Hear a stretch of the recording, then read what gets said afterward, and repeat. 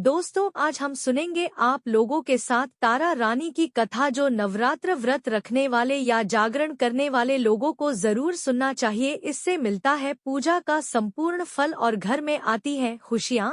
एक राजा था जिसका नाम स्पर्श था। वह माँ भगवती का बहुत बड़ा पुजारी था। वह रात दिन माँ दुर्गा की पूजा करता था। पूजा किया करते थे।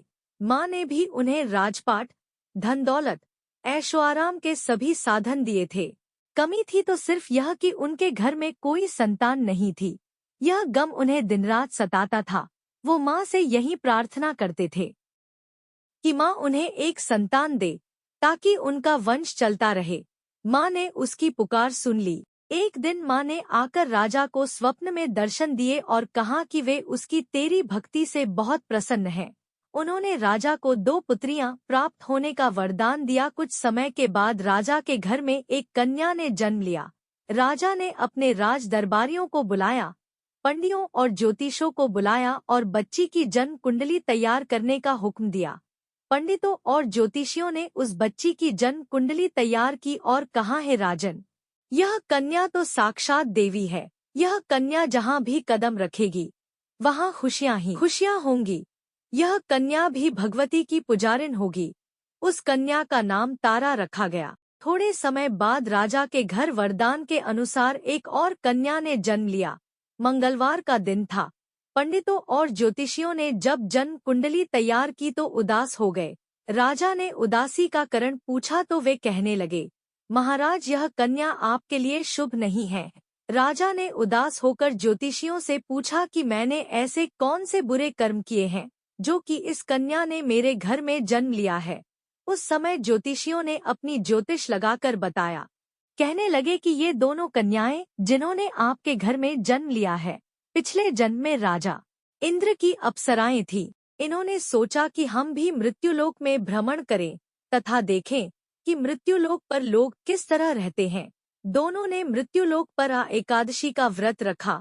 बड़ी बहन का नाम तारा था, छोटी बहन का नाम रुकमन।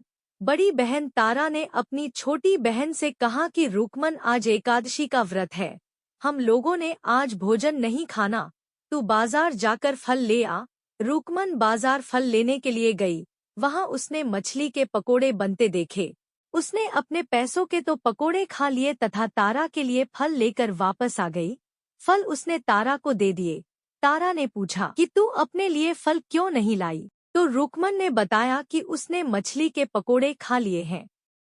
उसी वक्त तारा ने शाप दिया, जा नीच, तूने एकादशी के दिन मांस खाया है, नीचों का कर्म किया है। जा, मैं तुझे शाप देती हूँ, तू नीचों की जून पाए। छिपकली बनकर सारी उम्र मांस ही कीड़े मकोड़े खाती रहे। उसी शहर में एक ऋषि गुरु गोरख अपने शिष्यों के साथ रहते थे। उनके शिष्यों में एक चेला तेज स्वभाव का तथा घमंडी था। एक दिन वो घमंडी शिष्य पानी का कमंडल भरकर खुले स्थान में एकांत में जाकर तपस्या पर बैठ गया। वो अपनी तपस्या में लीन था। उसी समय उधर से एक प्यासी कपिला गाय आ गई। उस ऋषि के पास पड़े कमंडल में पानी पीने के लिए उसने मुंह डाला और सारा पानी पी गई। जब कपिता गाय ने मुंह बाहर निकाला तो खाली कमंडल की आवाज सुनकर उस ऋषि की समाधि टूटी। उसने देखा कि गाय ने सारा पानी पी लिया था। ऋषि ने गुस्से में उस कपिला गाय को बहुत बुरी तरह चिमटे से मारा। वह गाय लहूलुहान हो गई। यह खबर गुरु गोरख को मिली। उन्होंने जब कपिला गाय की हालत देखी तो उस ऋषि को बहुत बुरा भला कहा और उसी वक्त आश्रम से निकाल दिया। गुरु गोरख ने गाय माता पर किए गए पाप से छुटकारा पाने के लिए कुछ समय बाद एक यज्ञ रचाया।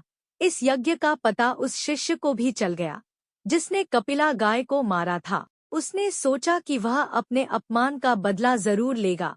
यज्ञ शुरू हो गया। उस चेले ने एक पक्षी का रूप धारण किया और चोंच में सर्प लेकर भंडारे में फेंक दिया, जिसका किसी को पता न चला। एक छिपकली, जो पिछले जन्म में तारा देवी की छोटी बहन थी तथा बहन के शाप को स्वीकार कर छिपकली बनी थी, सर्प का भंडारे में गिरना देख रही थी। उसे त्याग व परोपकार की शिक्षा अब तक याद थी। वह भंडारा होने तक घर की दीवार पर चिपकी समय की प्रतीक्षा करती रही। कई लोगों के प्राण बचाने हेतु उसने अपने प्राण न्यौछावर कर लेने का मन ही मन निश्चय किया। अब खीर भंडारे में दी जाने वाली थी। बांटने वालों की आंखों के सामने वह छिपकली दीवार से कूदकर कढ़ाई में जा गिरी। नादान लोग छिपकली को बुरा-भला कहते हुए खीर की कढ़ाई को खाली करने लगे।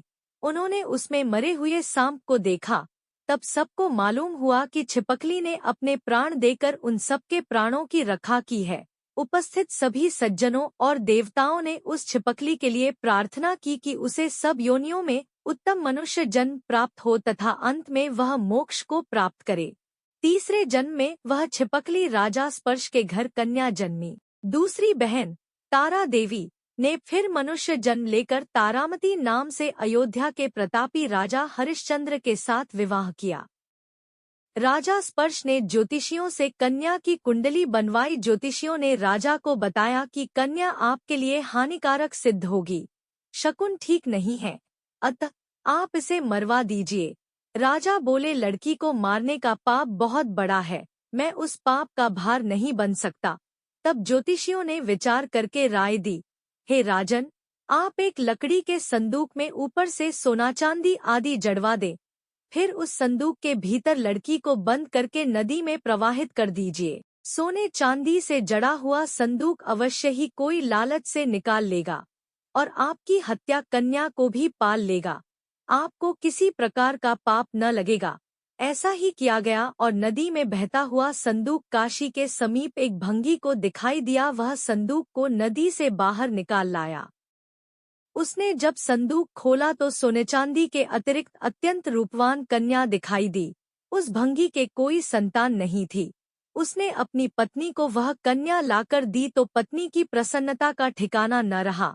उसने अपनी संतान के समान ही बच्ची को छाती से लगा लिया। भगवती की कृपा से उसके स्तनों में दूध उतर आया। पति पत्नी दोनों ने प्रेम से कन्या का नाम रूक को रख दिया। रूक को बड़ी हुई उसका विवाह हुआ। रूक की सास महाराजा हरिश्चंद्र के घर सफाई आदि का काम करने जाया करती थी। एक दिन वह बीमार पड़ गई। रूक को महाराजा हरिश्चंद्र के घर काम करने के लिए पहुंच गई। महाराज की पत्नी तारामती ने जब रूक को देखा तो वह अपने पूर्व जन्म के पुण्य से उसे पहचान गई। तारामती ने रूक से कहा, हे बहन, तुम मेरे यहाँ निकट आकर बैठो। महारानी की बात सुनकर रूक को बोली, रानी जी, मैं नीच जाति की भंगिन हूँ, भला मैं आपके पास कैसे बैठ सकती हूँ। तब तारामती ने कहा, बहन, पूर्व जन्म में तुम मेरी सगी बहन थी। एकादशी का व्रत खंडित करने के कारण तुम्हें छिपकली की योनि में जाना पड़ा। जो होना था सो हो चुका। अब तुम अपने इस जन्म को सुधारने का उपाय करो तथा भगवती वैष्णो माता की सेवा करके अपना जन्म सफल बनाओ। यह सुनकर रूक को बड़ी प्रसन्नता हुई और उसने उपाय पूछा। रानी ने बताया कि वैष्णो माता सब मनोरथों को पूरा करने वाली हैं। जो लोग श्रद्धापूर्वक माता का पूजन व जागरण करते हैं, उनकी सब मनोकामना पूर्ण होती है। रूक ने प्रसन्न होकर माता की मनौती करते हुए कहा, हे माता, यदि आपकी कृपा से मुझे एक पुत्र प्राप्त हो गया तो मैं भी आपका पूजन व जागरण करवाऊंगी। माता ने प्रार्थना को स्वीकार कर लिया। फलस्वरूप 10वें महीने उसके गर्भ से एक अत्यंत सुंदर बालक ने जन्म लिया। परंतु दुर्भाग्यवश रूक को माता का पूजन जागरण कराने का ध्यान न रहा। जब वह बालक 5 वर्ष का हुआ तो एक दिन उसे माता चेचक निकल आई। रूक को दुखी होकर अपने पूर्वजन्म की बहन तारामती के पास आई और बच्चे की बीमारी का सब वृतांत कह सुनाया। तब तारामती ने कहा, तू जरा ध्यान करके देख कि तुझसे माता के पूजन में कोई भूल तो नहीं हुई। इस पर रूक को 6 वर्ष पहले की बात याद आ गई। उसने अपराध स्वीकार कर लिया। उसने फिर मन में निश्चय किया कि बच्चे को आराम आने पर जागरण अवश्य करवाएगी। भगवती की कृपा से बच्चा दूसरे दिन ही ठीक हो गया।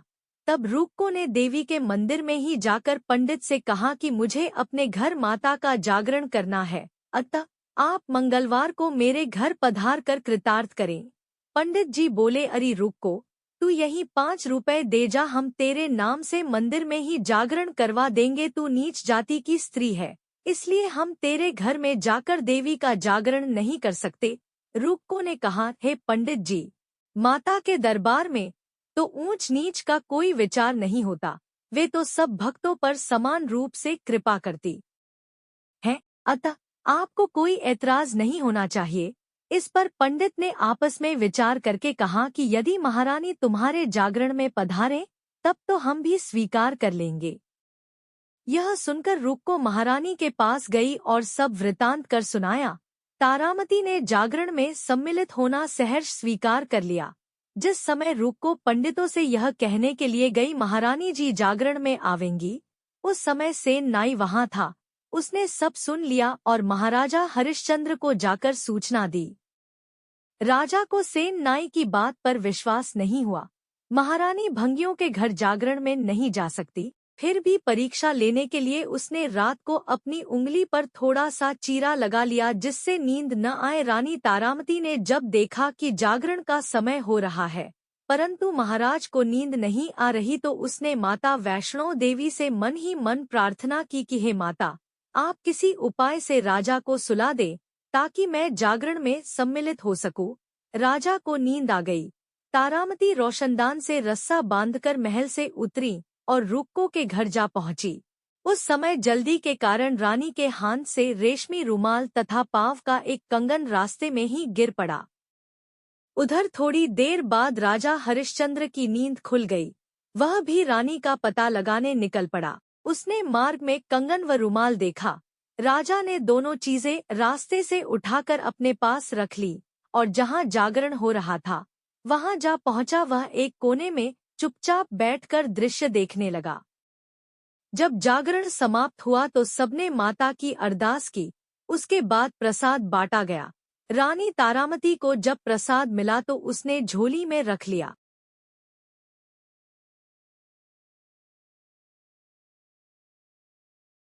यह देख लोगों ने पूछा, आपने प्रसाद क्यों नहीं खाया? यदि आप न खाएंगी तो कोई भी प्रसाद नहीं खाएगा। रानी बोली, तुमने प्रसाद दिया, वह मैंने महाराज के लिए रख लिया, अब मुझे मेरा प्रसाद दे दें। अब की बार प्रसाद ले तारा ने खा लिया।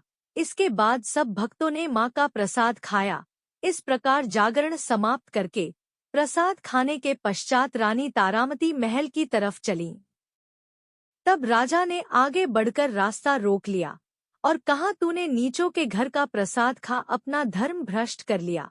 अब मैं तुझे अपने घर कैसे रखूं? तूने तो कुल की मर्यादा व प्रतिष्ठा का भी ध्यान नहीं रखा। जो प्रसाद तू अपनी झोली में मेरे लिए लाई है उसे खिला, मुझे भी तू अपवित्र करना चाहती है। ऐसा कहते हुए जब राजा ने झोली की ओर देखा तो भगवती की कृपा से प्रसाद के स्थान पर उसमें चंपा, गुलाब, गेंदे के फूल, कच्चे चावल और सुपारियां दिखाई दी। यह चमत्कार देख राजा आश्चर्यचकित रह गया। राजा हरिश्चंद्र रानी तारा को साथ ले महल लौट आए। वहीं रानी ने ज्वाला मैया की शक्ति से बिना माचिस या चकमक पत्थर की सहायता के राजा को अग्नि प्रज्वलित करके दिखाई, जिसे देखकर राजा का आश्चर्य और बढ़ गया। रानी बोली, प्रत्यक्ष दर्शन पाने के लिए बहुत बड़ा त्याग होना चाहिए। यदि आप अपने पुत्र रोहिताश्व की बलि दे सके तो आपको दुर्गा देवी के प्रत्यक्ष दर्शन हो जाएंगे। राजा के मन में तो देवी के दर्शन की लगन हो गई थी। राजा ने पुत्र मोह त्याग कर रोहिताश्व का सिर देवी को अर्पण कर दिया। ऐसी सच्ची श्रद्धा एवं विश्वास देख दुर्गा माता सिंह पर सवार हो उसी समय प्रकट को गईं और राजा हरिश्चंद्र दर्शन करके कृतार्थ हो गए। मरा हुआ पुत्र भी जीवित हो गया। चमत्कार देख राजा हरिश्चंद्र गदगद हो गए। उन्होंने विधिपूर्वक माता का पूजन करके अपराधों की क्षमा मांगी। इसके बाद सुखी रहने का आशीर्वाद दे माता अंतर्ध्यान हो गई। राजा ने तारा रानी की भक्ति की प्रशंसा करते हुए कहा, है तारा, तुम्हारे आचरण से अति प्रसन्न हूँ। मेरे धन्य भाग जो तुम मुझे पत्नी रूप में प्राप्त हुई। आयु पर्यंत सुख भोगने के पश्चात राजा हरिश्चंद्र, रानी तारा एवं रूकमन भंगिन तीनों ही मनुष्य योनि से छूटकर देवलोक को प्राप्त हुए। माता के जागरण में तारा रानी की कथा को जो मनुष्य भक्तिपूर्वक पढ़ता या सुनता है उसकी सभी मनोकामनाएं पूर्ण होती हैं, सुख समृद्धि बढ़ती है, शत्रुओं का नाश होता है।